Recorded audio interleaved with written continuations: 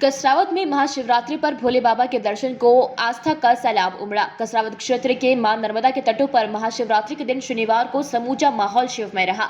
प्रमुख तीर्थ स्थलों और शिवालयों में भक्तों ने आस्था के साथ मां नर्मदा में डुबकी लगाई, साथ ही भगवान शिव का जलाभिषेक किया। हर हर महादेव की जयकार के साथ पहुंचे और सभी ने भगवान शिव को प्रसन्न करने के लिए पूजा अर्चना की। कसरावत क्षेत्र के शिवालय एक दिन पूर्व ही भव्य रूप से सजाए गए। इस तरह नावडा टोड़ी शालीवाहन प्राचीन शिवलिंग का श्रृंगार किया गया। ऐसा ही नर्मदा तट के ग्राम बलगाव में भूतेश्वर महादेव मंदिर में भक्तों ने जलाभिषेक कर पूजा अर्चना, साथ ही प्रसादी का भी वितरण किया गया। नर्मदा तटों के इलाकों में जगह जगह शिवालयों में श्रद्धालुओं ने जलाभिषेक किया। ऐसे ही अन्य मंदिरों में महादेव के दर्शन को भक्तों की भारी भीड़ लगी रही।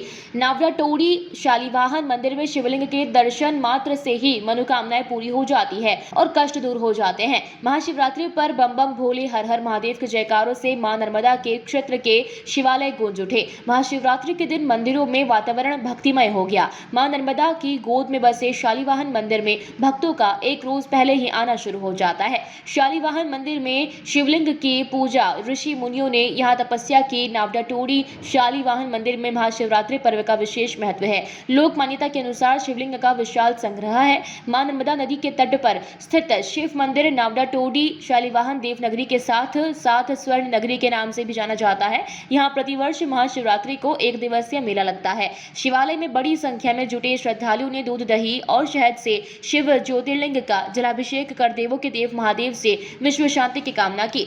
इसी तरह महाशिवरात्रि के दौरान विशेष आकृति के अद्भुत शिवलिंग के जलाभिषेक को श्रद्धालुओं की भीड़ जुटी। महाशिवरात्रि के दिन शाम को गांगलेश्वर महादेव मंदिर का विशेष श्रृंगार शिव मंदिर में शिव झोला समिति की ओर से मानव कल्याण और विश्व शांति के लिए जलाभिषेक किया गया। जलाभिषेक में पंडितों ने मंत्रोच्चार के साथ प्राचीन गांगलेश्वर महादेव भगवान के शिवलिंग का जलाभिषेक कर सभी श्रद्धालुओं को प्रसाद वितरित की जाएगी। महाशिवरात्रि में शिव भक्तों ने देवालय में प्रसाद ग्रहण कर धर्म लाभ कमाएंगे और इस दौरान शिव झोला समिति सदस्य के सदस्यों द्वारा भंडारे का आयोजन किया जाएगा, जहां शिव झोला समिति के सदस्य आदि मौजूद रहेंगे।